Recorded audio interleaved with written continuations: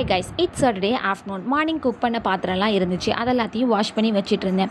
எப்போல்லாம் சாம்பார் குக் பண்ணுறனோ அன்றைக்கெல்லாம் ஸ்டவ்வுக்கு கும்பாபிஷேகம் தான் நடக்கிறது. நானும் ஊற்றுற தண்ணியை கம்மி பண்ணி பார்த்துட்டேன். குக்கரை சுற்றி ரிங்கும் வச்சு பார்த்துட்டேன். ஆனாலும் பொங்கல் மாதிரி பொங்கி வழியுது. இதனாலே இந்த கேஸ் ஸ்டவ்வை வாரத்துக்கு 2 நாள் கழுவ வேண்டியதாக இருக்குது. அதுலேயும் இந்த பால் காய்க்கும் போது பார்த்துக்கிட்டே தான் இருப்பேன். திரும்பி இந்த கிளாஸை தான் எடுக்கலான்னு திரும்புவேன். அப்படியே பல்ல காமிச்சிட்டு ஈனி எல்லாம் கொட்டி வழிஞ்சிருது. எப்போ தான் இதெல்லாம் மாறப்போகுதுன்னு தெரியல. அதுலேயும் இதே டைமில் தான் ஸ்டவ்வை எப்படி ஆஃப் பண்ணுறது எனக்கு மறந்து போய் ஃபுல் ஃப்ளேம்லேயே வச்சுருவேன். என்ன மாதிரி நீங்களும் பண்ணியிருக்கீங்களாங்கிறத கமெண்ட் பண்ணுங்கள்.